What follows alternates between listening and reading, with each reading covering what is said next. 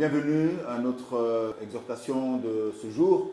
Nous allons aujourd'hui partager avec vous un passage de la parole qui concerne en fait Matthieu 7,12 qui dit en fait ce que vous voudrez que les hommes fassent pour vous, faites-le pour les autres.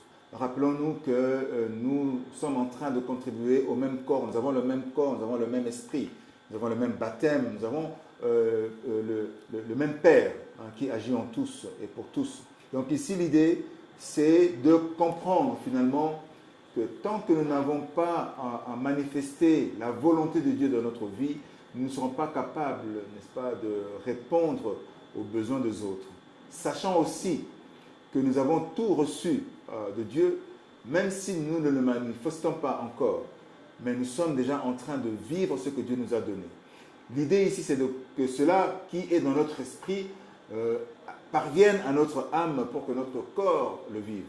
Et ainsi, quand nous appelons à ce que notre âme bénisse l'Éternel, c'est que nous appelons en fait notre âme à s'agenouiller devant Jésus pour recevoir la capacité que le Christ par l'Esprit nous a donnée afin que nous soyons capables de manifester justement cette bonne foi.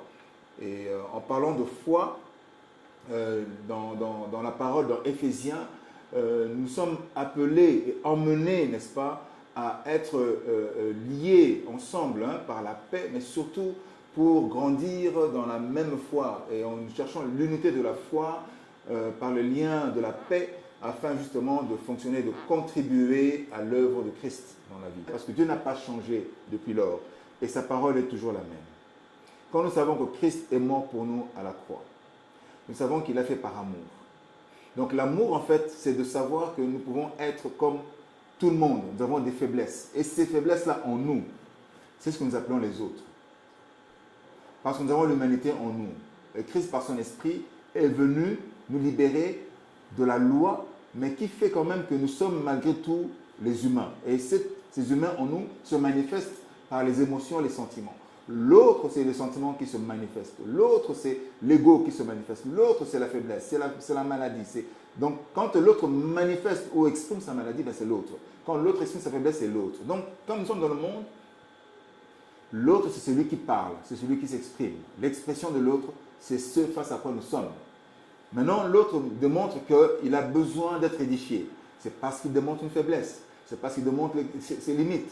Donc, ce sont les émotions et les sentiments qui vont être manifestés, auxquels nous allons quelque part apporter une réponse, apporter une solution, de sorte que nous répondions à ce besoin-là.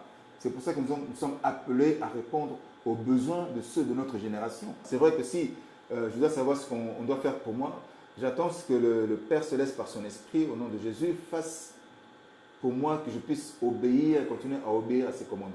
Parce que c'est la seule chose qui existe sur terre. Tant qu'on n'est pas avec la parole de Dieu, on est nulle part ailleurs. Et c'est ça qui nous guérit, c'est ça qui nous protège, c'est sa parole qui nous donne la vie. C'est ses commandements qui nous guident, qui nous fait fonctionner. C'est ces préceptes qui font qu'aujourd'hui, nous pouvons être debout parce que c'est sa parole qui nous façonne au quotidien. Donc, c'est Dieu qui fait pour moi. Maintenant, il y a les hommes au travers desquels le Père Céleste passe. C'est que moi, je veux que ceux qui obéissent à Dieu, ceux qui comprennent Dieu, ceux qui veulent chercher Dieu, viennent dans la présence du Seigneur avec moi. C'est ce que si je pourrais attendre quelque chose. Afin que nous puissions tous nous mettre à construire, à participer à la construction du corps de Christ, où chacun, selon ses capacités, va pouvoir mettre en place ses activités pour répondre à la croissance du corps de Christ dans l'amour.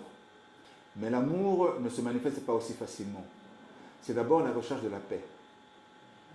Donc, si nous voulons manifester l'amour, il nous faut justement chercher l'unité dans l'esprit par le lien de la paix. Parce qu'en cherchant la paix, nous devenons capables d'être ensemble dans l'esprit. Et dans cet esprit-là, nous commençons à nous édifier les uns les autres pour manifester l'amour. Donc la chose la plus importante, c'est l'amour. C'est sacrifier, en fait, selon la loi. Comme Jésus a fait lui-même, il nous a montré l'exemple, par son amour, il sacrifie ses propres besoins.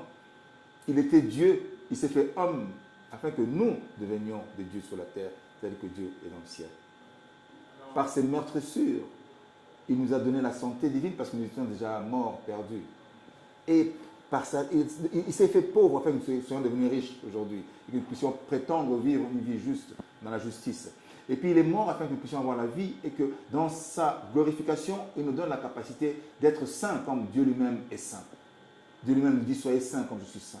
Et sur cette terre, il n'y a pas autre chose que la justice et la sainteté pour pouvoir aller et obéir à Dieu et surtout vivre l'amour que Christ veut pouvoir attendre de nous. Et surtout, le sacrifice dont on parle ne se manifeste que par la justice et la sainteté. Parce que nous ne sommes pas capables. Parce que si nous oublions cela, ben nous allons commencer plutôt à voir nos besoins et à répondre à nos propres critères, c'est-à-dire nos besoins charnels qui finalement nous trompent. Et notre chair manifeste des désirs qui nous tuent. Donc du coup, ben, même quand on est dans les situations difficiles, nous allons oublier que Christ est là, qu'il nous a tout donné. Nous allons commencer à répondre à notre chair. Et quand nous répondons à notre chair, nous répondons aux désirs qui ne sont pas la volonté de Dieu et qui nous font passer à côté. Mettons à votre disposition le label Gospel Memorial qui nous permettra tous d'être dans la présence de Dieu. Vous savez, nous savons que Dieu n'a pas changé et son onction n'a pas changé. Au travers de l'ancienne manière que Dieu bénissait son peuple, le corps de Christ, il nous rappelle aujourd'hui, au travers de Gospel Memorial, de revenir à lui pour aller dans son conseil et puis chercher à obéir à sa volonté, de sorte qu'il puisse nous équiper de la force, nous équiper de la conscience, nous équiper de cette intuition et de cette volonté dans notre âme afin que nous puissions fonctionner selon son esprit. Parce que nous ne pouvons pas être conduits par le Saint-Esprit si nous ne sommes pas dans la présence du Seigneur. Nous ne pourrons même pas nous nourrir et prétendre recevoir le message et la conduite du Saint-Esprit tant que nous ne sommes pas dans sa présence et que nous ne l'appelions pas à manifester autour de nous sa présence. Donc, Gospel Memorial, au travers de ses œuvres, au travers aussi de ses relations, parce que nous allons travailler aussi avec d'autres partenaires, d'autres artistes, d'autres hommes, d'autres serviteurs, pour justement constituer une plateforme de ceux qui contribuent justement à mobiliser et à promouvoir à la présence du Seigneur dans tout ce que nous faisons, parce qu'il n'y a rien sans le Seigneur, et c'est dans sa présence que nous arriverons à tendre vers la réussite, ensemble dans l'amour, pendant la construction du corps de Christ.